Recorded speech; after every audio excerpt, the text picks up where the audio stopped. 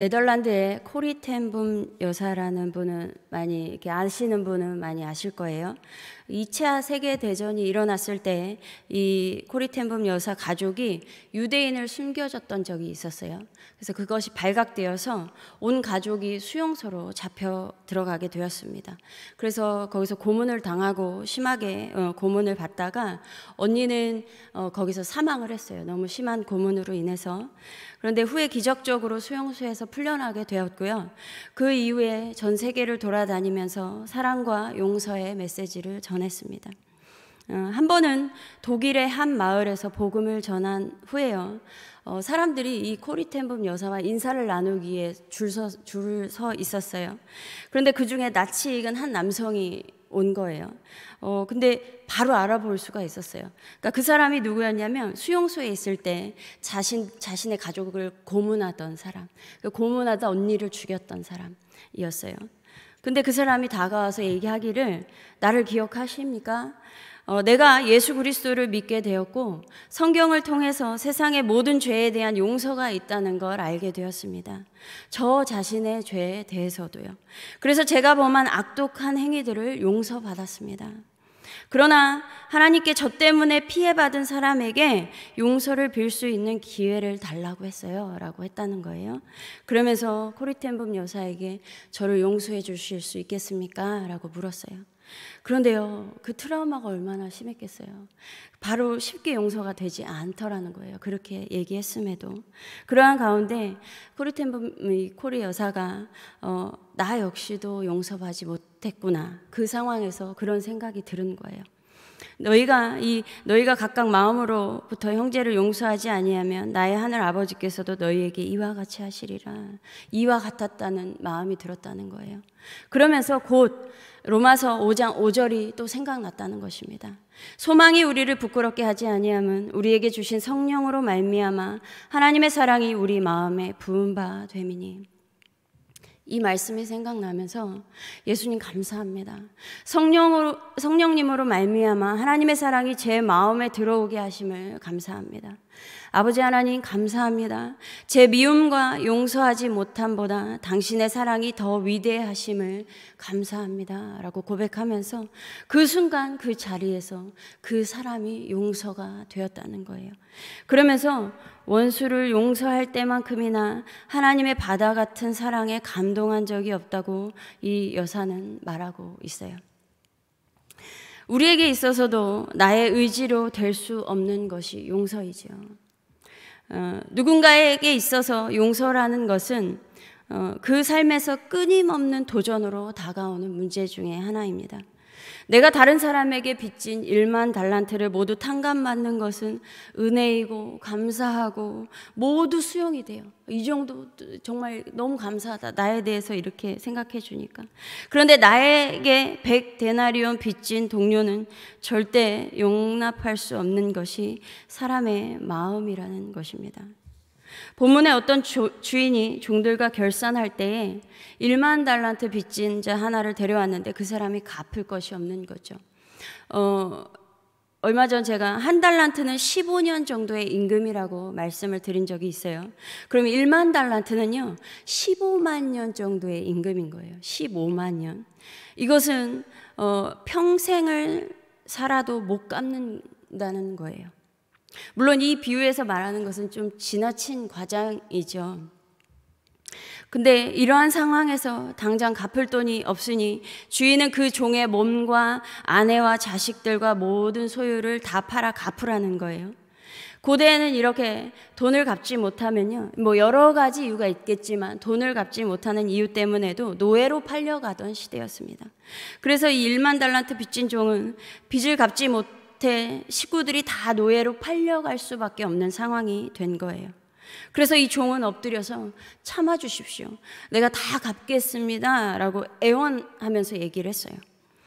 그런데 주인이 이 애원하는 종을 보니까 불쌍한 마음이 든 거예요. 그래서 탕감해주고 종을 놓아주었습니다. 그런데 탕감받고 나가다가 자신에게 100데나리온 빚진 동료를 만났어요. 이 100데나리온은 약 3개월 정도의 월급인 거예요. 1만 달란트에 비하면 아무것도 아닌 것이죠. 그렇지만 적은 돈은 아니에요. 보통 사람들에게 있어서는 적은 돈은 아닙니다. 그래서 그 동료를 붙들어서 목을 잡고 빚을 갚으라고 한 거예요. 그래서 목을 잡았다는 것은 멱살을 잡았다는 거예요. 멱살 잡고 흔든 거예요. 그래서 그 빚진 동료가 갚겠다고 애원을 했어요. 그런데 그렇게 애원했음에도 불구하고 옥에 가두어 버렸습니다. 고대 시대에는 이렇게 빚을 갚지 않으면 옥에 가둘 수 있었어요. 그런데 이 광경을 불쌍하게 본 다른 동료들이 모든 일어난 일을 주인에게 가서 다 이야기를 했습니다.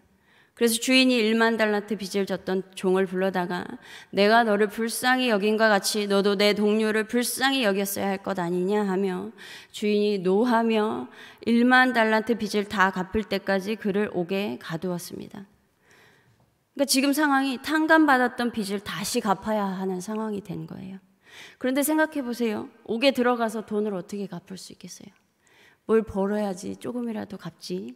그러니까 이제 더 이상 미래가 없는 거예요. 오늘 본문을 유대적인 표현으로 해석하면요, 빚을 진 사람은 죄인이고요, 빚을 탕감해 주는 것은 용서를 의미하고 있습니다. 주기도문에서도 우리가 우리에게 죄 지은 자를 사하여 준 것 같이 우리 죄를 사하여 주시옵고, 이 부분이 영어로 된 부분을 직역을 하면요, 우리가 우리에게 빚진 자들을 탕감해 준 것 같이 우리 빚을 탕감해 주시옵고, 직역을 하면 이 말씀이에요. 그래서 오늘 본문에서도 주인이 빚진 자를 탕감해 주었다를 죄진 자를 용서하여 주었다라고 해석할 수 있는 것입니다. 그런데 이 주인이 용서할 수 있었던 것은 어떤 것이었냐면 긍휼한 마음이었습니다. 긍휼한 마음이 들었다는 거예요. 그래서 그 빚을 탕감해주고 놓아준 것이었어요. 그렇기 때문에 이 자신의 빚을 탕감받고 나갔지만 자신에게 빚진 자에게 탕감해주지 않은 그 종을 불러다가 내가 너를 불쌍히 여긴과 같이 너도 내 동료를 불쌍히 여겼어야 할 것이 아니냐라고 한 거예요. 너도 불쌍히 여김을 받았다면 다른 사람을 불쌍히 여겼어야 하지 않겠느냐라는 거죠. 야고보서 2장 13절에 긍휼을 행하지 아니하는 자에게는 긍휼 없는 심판이 있으리라. 긍휼은 심판을 이기고 자랑하느니라. 이렇게 긍휼은 심판까지도 이긴다고 말씀하고 있는 것입니다. 그러므로 하나님께서 우리를 긍휼히 여기셔서 우리의 엄청난 죄를 용서하심과 같이 우리에게 잘못한 사람이 용서를 구할 때 우리에게 죄 지은 자를 긍휼히 여기고 용서하여 주시기 바랍니다. 그런데 문제는요, 사람의 감정이 그렇게 말처럼 쉽게 움직여지지 않는다는 거예요. 이게 어려운 것이죠. 다른 게 어려운 게 아니라. 용서를 구하는 것도 자존심 때문에 쉽지 않아요. 용서를 구해도요, 받는 사람이 받아주고 싶지 않을 때가 있어요. 이렇게 사람마다 감정에는 온도 차이와 시간 차이가 있다는 것입니다. 우리의 이 사람의 감정이라는 것은 이렇게 어렵고 복잡하다는 거예요. 예수께서 우리를 용서하시기 위해 우리의 죄를 대속하셨던 것처럼 어쩌면 우리에게 있어서도 나에게 잘못한 사람을 용서하는 것이 십자가의 고통 같은 어려움일 수 있어요. 예수님은 십자가 고통을 이겨내신 것이 예수님도 쉬운 일이 아니었어요. 그럼에도 그 일을 단번에 이루셨습니다. 그래서 우리도 이렇게 예수님처럼 단번에 용서가 딱 되고 그냥 모든 마음이 다 열리고 하면 좋겠지만 예수님은 우리의 연약함을 아시죠. 그래서 7번을 70번까지 용서하라고 하신 것처럼 우리의 용서는 일생을 살면서 반복이 필요하다는 거예요. 그럼에도 우리가 지향해야 하는 바는 사과할 줄도 모르고 용서를 빌 줄도 모르는 사람들을 향하여서도 용서의 문을 열어놓아야 할 것입니다. 로마서 5장 8절에 우리가 아직 죄인 되었을 때에 그리스도께서 우리를 위하여 죽으심으로 하나님께서 우리에 대한 자기의 사랑을 확증하셨느니라. 죄인인데 죄인인지도 모르는 사람들을 위해, 용서를 구할 줄 모르는 사람들을 위해 예수님께서 십자가의 죽으심으로 용서와 구원의 문을 미리 열어놓으신 것처럼 우리 역시 그러한 방향으로 나아가야 한다는 것입니다. 말씀을 마무리하겠습니다. 용서라는 것이 말처럼 쉬운 일이 아니죠. 때로는 용서가 우리에게 이렇게 십자가의 고통처럼 다가올 수 있어요. 그러나 그럼에도 누군가가 나에게 잘못하고 죄를 지은 일이 있더라도 용서의 마음을 미리 열어놓으시기 바랍니다. 그래서 성령님을 통하여 하나님께서 부어주시는 사랑과 긍휼의 마음으로 그 꼬이고 어그러진 관계를 하나하나 풀어가시기를 바랍니다. 이것은 우리가 사는 동안 지속되어야 하며 반복되어야 하는 일일 것입니다.